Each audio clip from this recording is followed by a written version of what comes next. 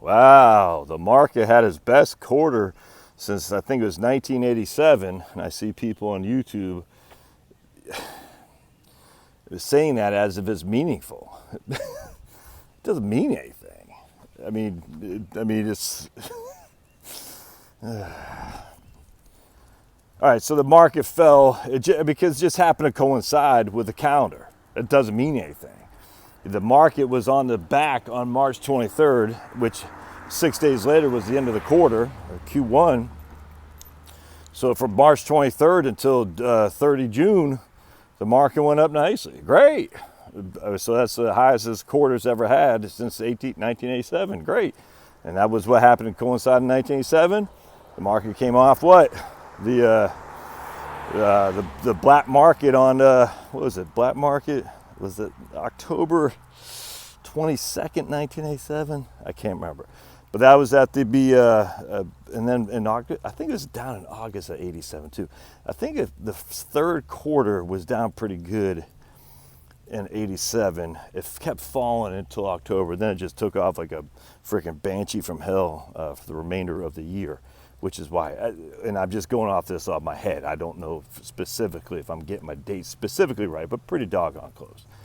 Again, irrelevant, and this is irrelevant. It means nothing. You should have done nothing. You should not have got out. You should not have got in. You know, I'm listening to Clay Travis. I love Clay Travis, but he's like, if you would have listened to my stock projections, you would have tips, you would have made a killing. I'm like, but that means you weren't fully invested to begin with.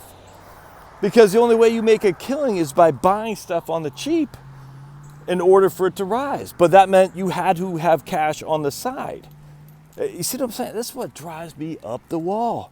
You would have made a killing on my stock picks. With what? With what? Well, you had to have cash. The only way you would have made a killing if you had cash on the side. So what do you do now? You take your gains off the table, have short-term gains if they're not in a if they're in a taxable account, or you take your gains off the table, they'll quote lock them in a broker, an IRA or something.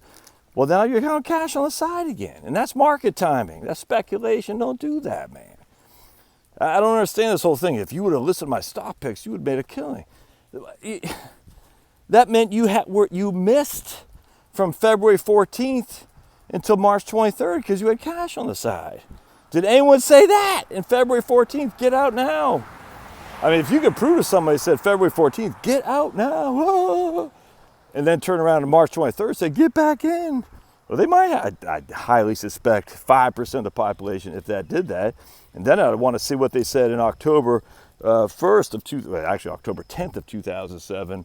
Did they say get out? And then March 9th of 2009, did they say get back in? No, they didn't. And then I would want to see what they said March of 2000, did they say get out? And then what they say in March of 2003, did they say get back in? No one did this. No one did this. Hey, come on, man. The closest guy who's ever done it, no, buddy. Over here.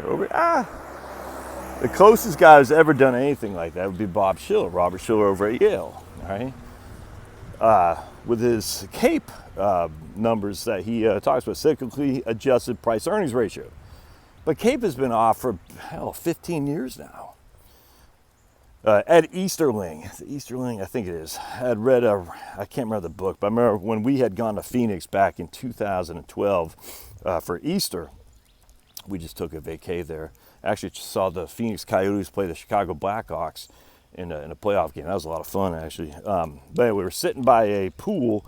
They had like the, what was called? Those lazy river things. It was fun. And I remember reading Ed Easterling's book at that point. The only reason it points out to me is because one of my kids said, Dad, why do you read that book on vacation? I said, yeah, I'm a geek. But anyway, Ed Easterling was making a big issue about the CAPE. And I like Ed Easterling. I like his stuff. Did he just die? Was it Easterling who just died? Don't quote me on that. But anyway, a big finance guy who I've been following, I think it might have been Easterling. Maybe not. Anyway, so he just died. Well, I mean, he had written a book, Probable Outcomes, and he was big on the CAPE, cyclically adjusted PE ratio, and I was thinking about that too, because the CAPE before that had been very prescient. Is it prescient or prescient? put down in the comments. It's press like a sh, like shh, Josh, you talk too much, or prescient, like I'm going to the sea to sell seashells by the seashore. I don't know how to pronounce that. Actually, it's kind of funny when people get all, the left wing guys on here say, you can't even pronounce this or that, the other. I said, you ever say that about other people and their languaging in terms of how they mispronounce words? Because the way you speak is something to do with how you grew up in terms of your languaging and your pronunciation. And so I think it's funny that a lot of left guys says, you can't even pronounce prescient or prescient, whatever it is. So you're some right-wing redneck who doesn't know anything. Yeah, if you say that about, would they say that about anybody else in their languaging? Of course not. It cracks me up.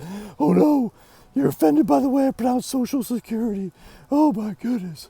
Well, let me re-educate myself. It's kind of like people say, one of my pet peeves online is when people, you can't even pronounce, you said there, THEIR, when it's supposed to be THEY', as if people's spell check thing or automatic thing doesn't put stuff in all the time for you too, and you never make a mistake like that. I get that a lot. Like, I can't believe you pronounce it, it's ITS when it's IT''S. Like, oh, it's online. All right. Anyway, so Easterling talked a lot about the Cape back in 2012. I remember thinking, man, that could be an ominous sign, and it turned out not to be.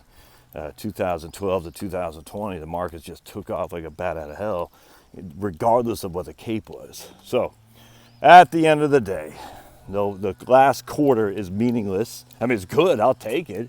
Hell, I'll bank it. I mean, I was down 38% from peak to trough.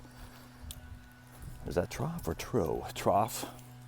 And I'm not up 38%. I think I'm up 35%. But again, when you're down 38, being up 35, you're still down significantly more than what you would think would be 3%.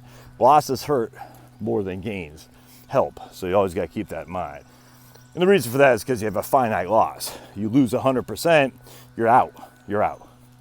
You gain 100%, you're not back, because you're already lost everything, if that makes sense. All right, so you lose 50%, you got to gain 100% just to get back to even. Always remember that. You lose 10%, you got to gain 11% to get back to even.